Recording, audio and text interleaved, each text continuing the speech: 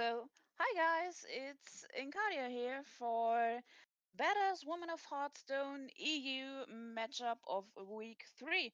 I'm joined by Edelweiss. How are you today?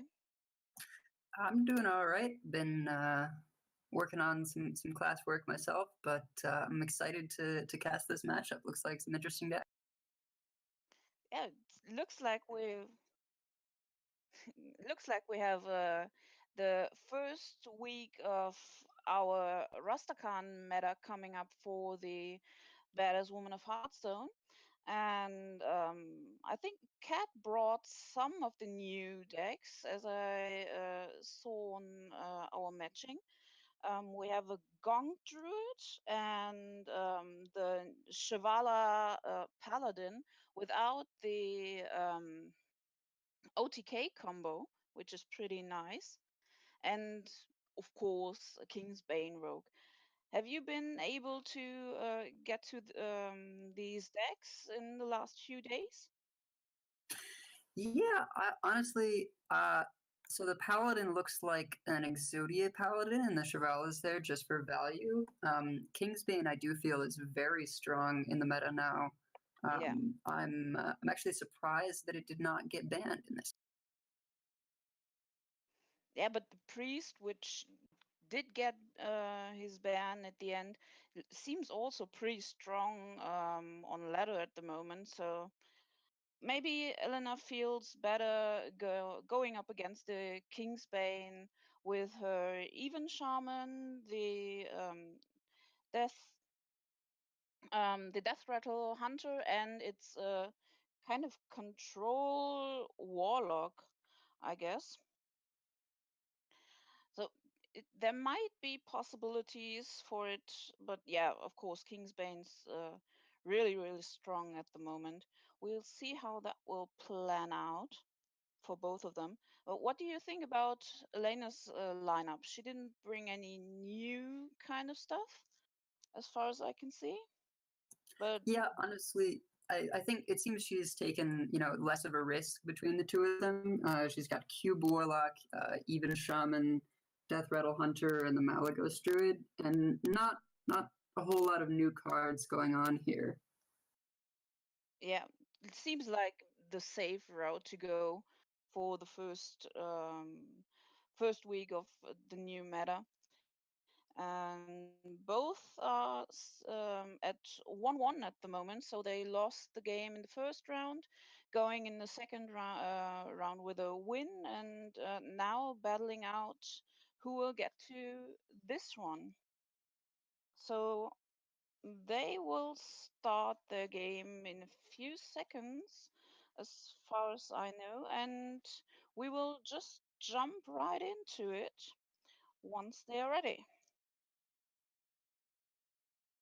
Yeah, just looking through the list, no new cards. Although there is a Corpse Widow in the Death Rattle Hunter for Elena. A lot of people, it's in the air what they use as that extra beast besides King Crush and the Double Grizzly. Yeah. Corpse Widow's pretty unusual for that pick. It's often either Savannah High Main or the Charged Up. Normally it is.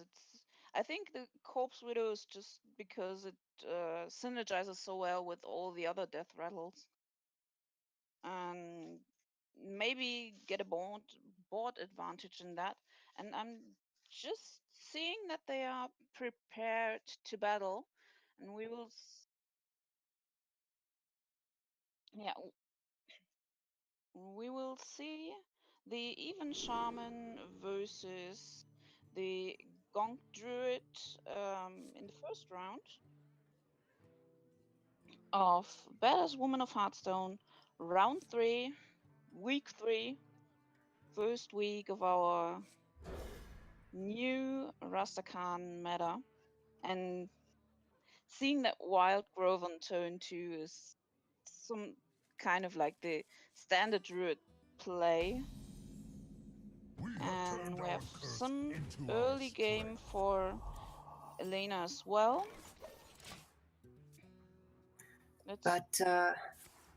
So I don't know if you've played much of the Even Shaman versus Druid matchup, but I think really what you're looking for as the shaman is those sea giants. Yeah. Often you can bait out a board, then a spreading plague, and then you just have a free giant, and then you're able to clear up the 1/5s pretty reasonably.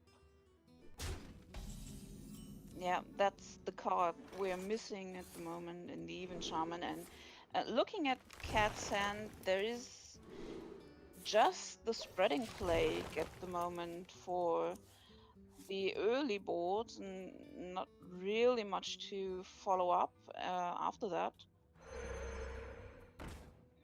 So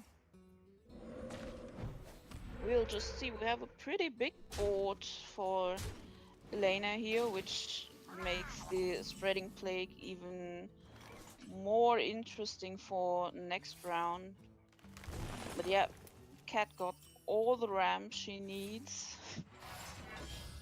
And actually going for the shape-shifting hero power here. Yeah, it's interesting. Setting up the board, you would think either for a swipe or, as is the case here, a spreading plague. I like seeing that she did not play the Arcane Tyrant with that Nourish, as it just dies almost for free to the board, and getting it down with the spreading plague is a lot more ideal, although with this many minions on board, there actually won't be any space anymore. Yeah. We will see a full board of 1/5 taunts, which Elena has to handle with. That's a lot of spiders, though.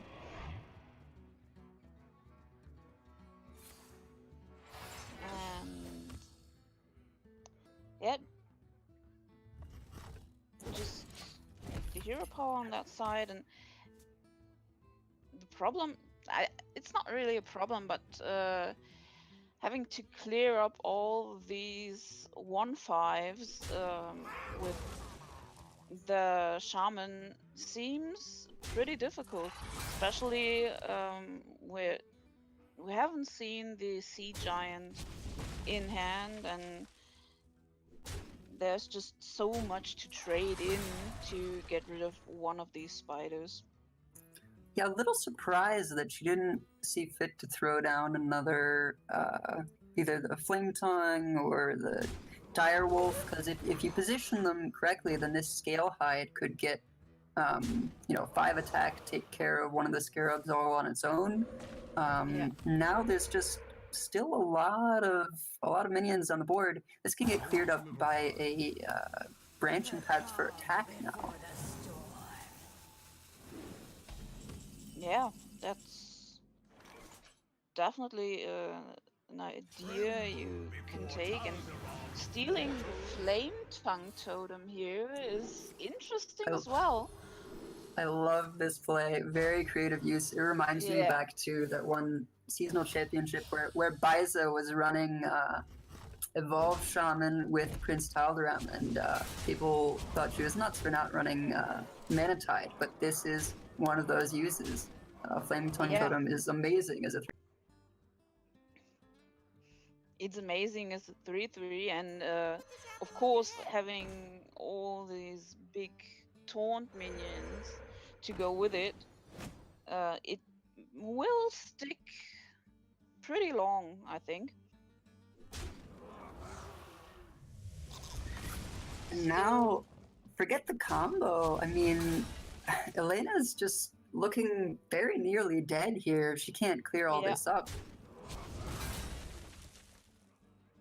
Yeah, we're looking at 15, 20,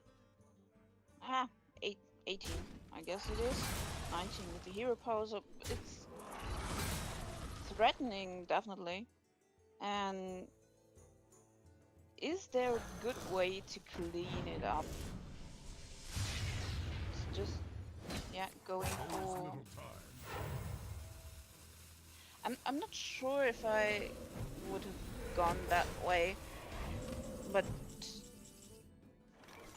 having both of the juggles go face is kind of inconvenient as well. Yeah, it does roll the Taunt Totem to make up for that unfortunate RNG with the Knife Juggler. So I wonder where this UI is headed. Now, if the taunt totem weren't rolled, it would still be lethal with the 0 mana pounce. But yeah, now lining it up against the flame tongue totem makes a little more sense. Yeah, you have 2 cards to get out of your hand. Even throwing out the Floop here. And I wouldn't have minded to see the pounce actually just on the knife juggler or something, just to really secure the board. Yeah, to make sure that it won't get out of hand.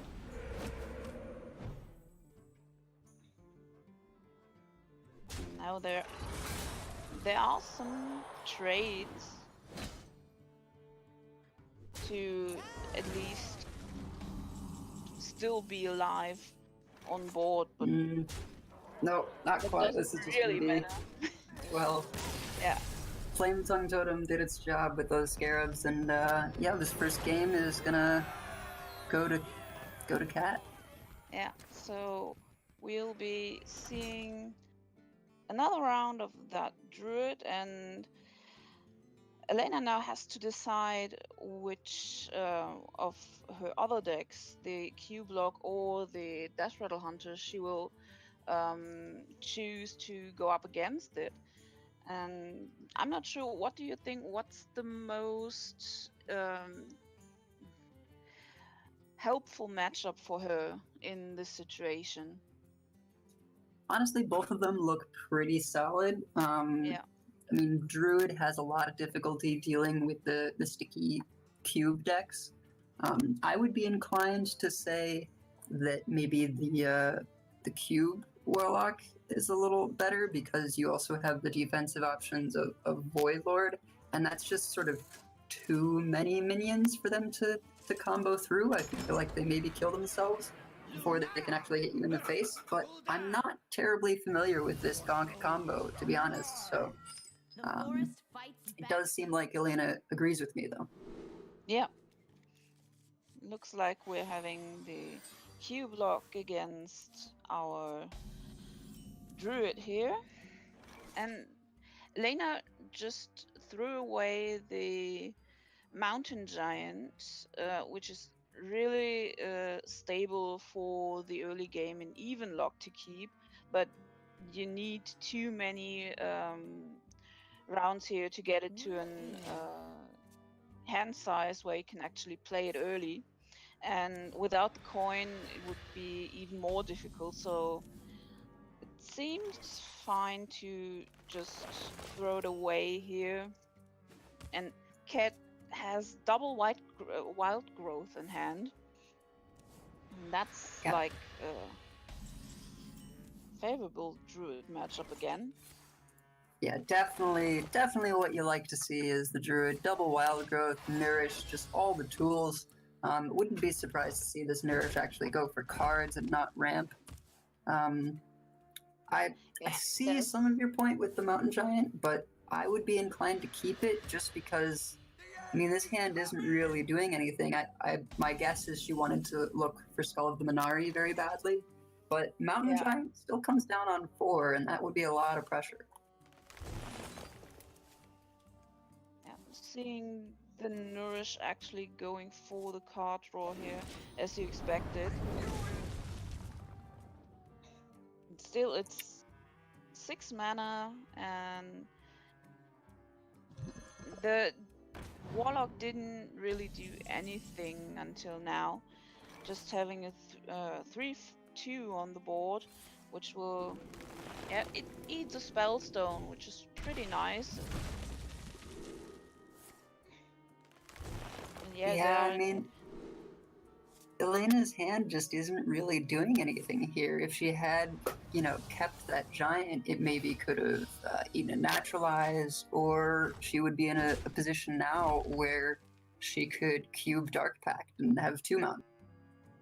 Yeah, it's a pretty reactive hand to have here, and just throwing the cube out for the body, it just doesn't feel good to go in this direction, but both seem to have a pretty late game plan in that. So I'm I seeing honestly the wouldn't have minded the Doom Guard there.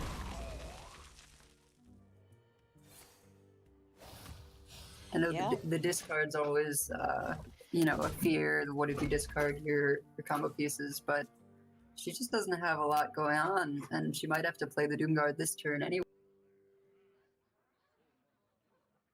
Yeah, I think the Doom Guard definitely would be a possibility, but she goes for the Defile to draw another card,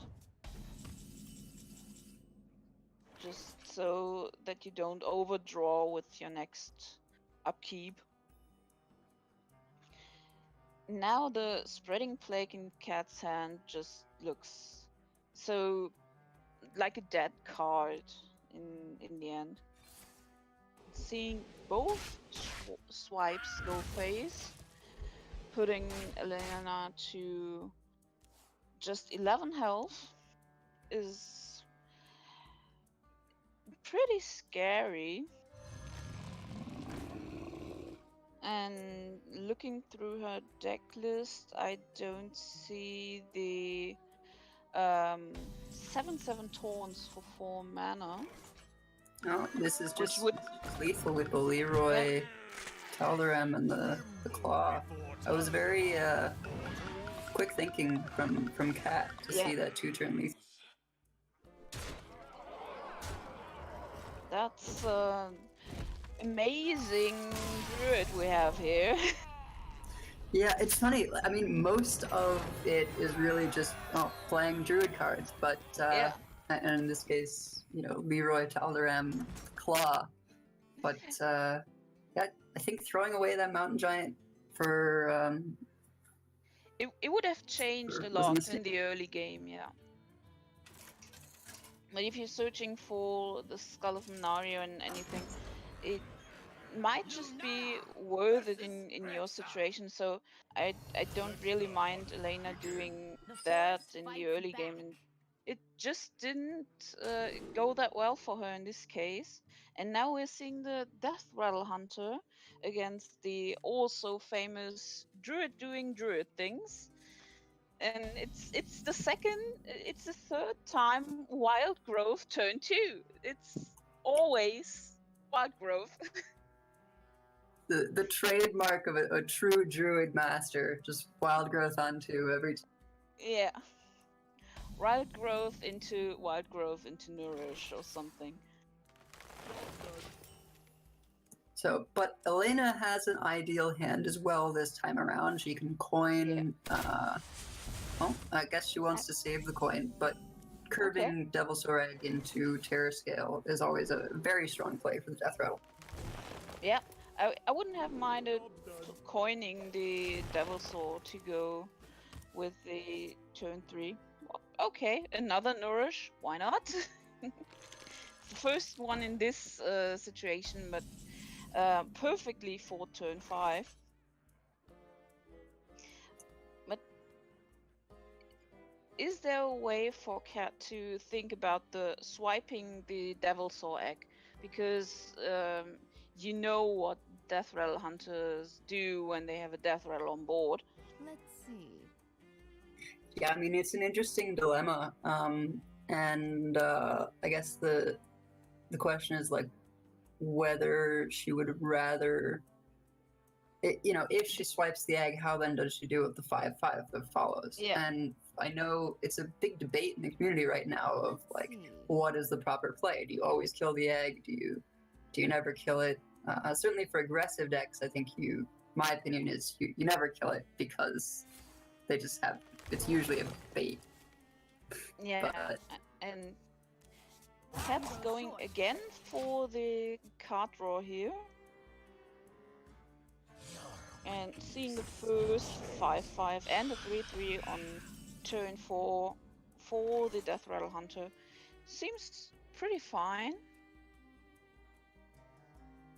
Yeah, I'm a little surprised to see the card draw instead of the ramp there, but you know, looking at the cards she had, was just kind of a bunch of removal, and she doesn't really want to be using the claws until she combos off. So, Yeah. I guess I can see where she's coming from with the card draw there, and now she gets this, you know, reasonable Plague Tyrant turn that she wouldn't have had if she had gone for Ramp. Yeah. And again, seeing the Floop just turn into a 0-mana Tyrant. There's still a Faceless in the deck, so... or Yeah, there's still there's some one combo Faceless, pieces. one Floop, so she can still do the combo. And we have Taldaram as well. Right? To Yeah. copy whatever she's thinking about. And this Deathstalker with the coin really is helping to get this board cleared. Flores though lands on that Faceless. It's always a little scary to see that Flores come down early. Yeah, I mean, we know, and I think Elena knows as well, that there is no Malygos in the deck, so it's not less terrifying, but at least it's not the whole combo. Well, but so Faceless is the worst discount as opposed to Gonk the Raptor in this combo deck, but it's still pretty significant. I think with double claw that she has in hand, if she gets a pounce, having 2 Gonk the Raptors out, I'm not sure. I haven't really done the math for this deck too much, but I think she only needs like 4 minions or something to be able to lethal. Yeah, to be honest, I'm really bad at the Hearthstone math, so I'll just leave that to the people who can do it without a calculator. But it seems reasonable of a deck, of a hand having here. And also just throwing in the Arcane Tyrant without its reduced mana costs also is kind of nice, because otherwise you just don't do anything, which you might have a problem with in this with this hand at the moment, because you're missing 1 mana to Ultimate Infestation, which looking at your hand size you really don't want to do in that situation, and everything else just looks I wonder, has she done the math differently? I don't think this is enough, but it will get her opponent fairly low. I think she should have waited a turn though. Maybe she feels that there's not a likely way that these 2 gonks get dealt with. Does she trade in both? Okay. Interesting. So, okay. So the second one does get the overkill, and now she gets a number of attacks to the face. Yeah, but so yeah. For those in the audience wondering what's going on, the way this combo works is that Gonk the Raptor's effect stacks. So if you have more than 1 Gonk the Raptor in play, whenever you overkill a minion, you'll sort of load up an extra attack that you can then use to swing face. So that's why the deck actually has a Leroy Jenkins in it, is so you can give your opponent minions to attack if they don't have minions for you to overkill. She didn't quite have enough damage with the pounces and whatnot that she was looking for, but she needed to free up some hand space here to be able to really do anything. Ultimate Infestation. And just seeing the Leroy here, which you mentioned before, is kind of interesting. But there is a second Witchwood Grizzly, which would be uh 3-4, 3-3. So I think the Leroy swipes are just gonna clean this up, Yeah. and I'm a little surprised to see that Spider tank Cube there rather than Shaw and play the Spider swing it into the 4-1, then guarantee the kill on that and one additional kill. But yeah, I mean, Yeah. Druid, very powerful class, just going to clean things up 3-0 there. Yeah.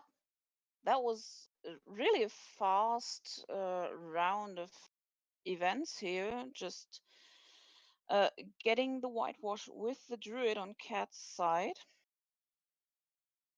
And yeah, there were some plays back and forth where we were thinking different, and I really liked the math with the gong we had in the last game, which wasn't really present at all in the first two games, I think.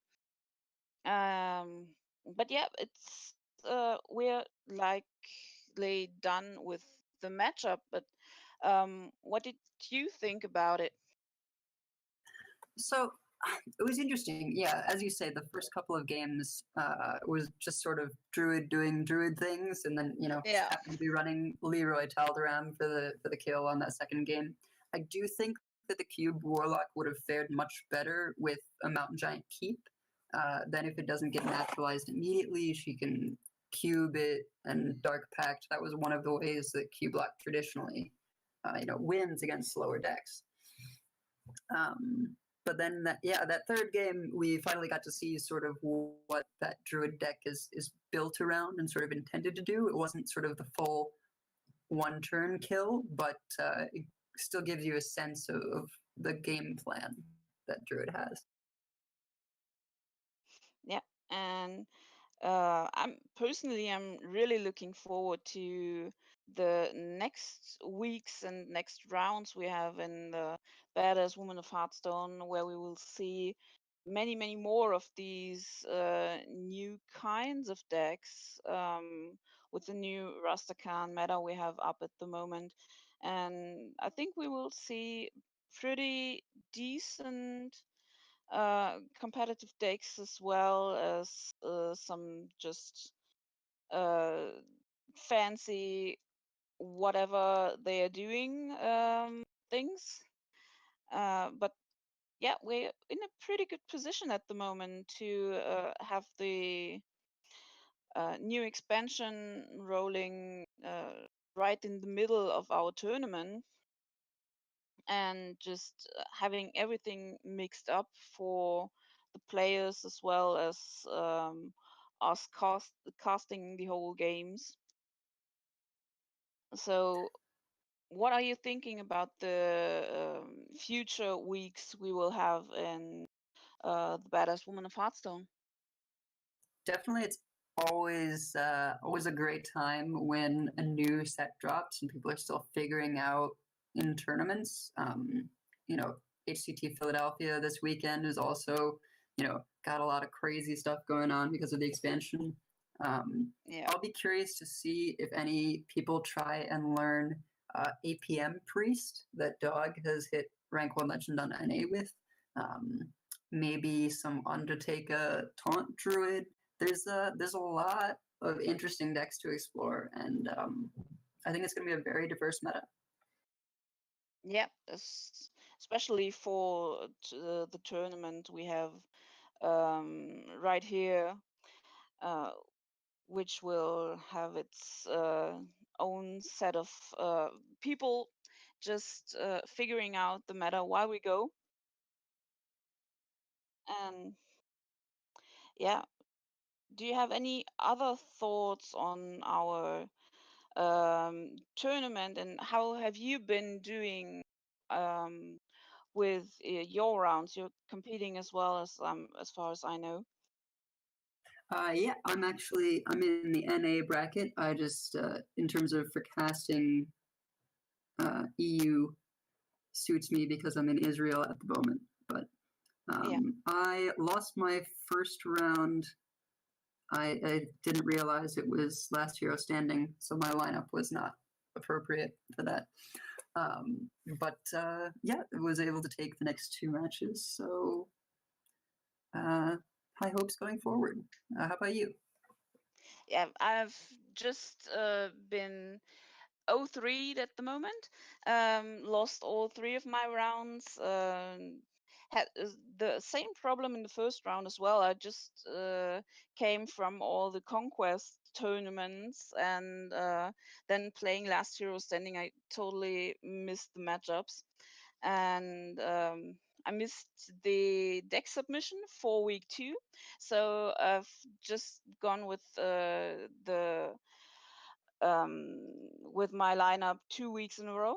And for this week, it was just let me try new decks with all these new Rastakhan cards. And I wasn't been able to practice that much because I fell ill. And so it was just like really a fun tournament. It's always really funny and really pleasant to play all women in the Hearthstone community, because it for me it always was a friendly environment where you have these girls, not like friends, but you can really have a connection with them, at least as far as I'm concerned. And it's really good having a good time, even if you're losing like I'm doing. So Yeah, definitely. I think it's got to be one of the most polite tournaments I've ever played in. yeah, Everyone is very cordial and understanding. I miscued in that first round, and normally that would be a game loss, but my opponent Sylvan Hunter was kind enough to just let me requeue with the correct deck. So it's really been a wonderful experience, and it's great playing knowing that all your opponents are other women. That's not something we get to experience too often in esports. yeah, that was one of the intentions to go with this tournament, as far as I know. So we are all having a good time, and I think all the other women in their games are having as well. So I think we can wrap it up right here, and um, wish everybody a great time, a great weekend, with the expansion and the new Rumble Run to go with it. And hope to see all of you in the next weeks with our next round 4 game cast. Or do you have anything else?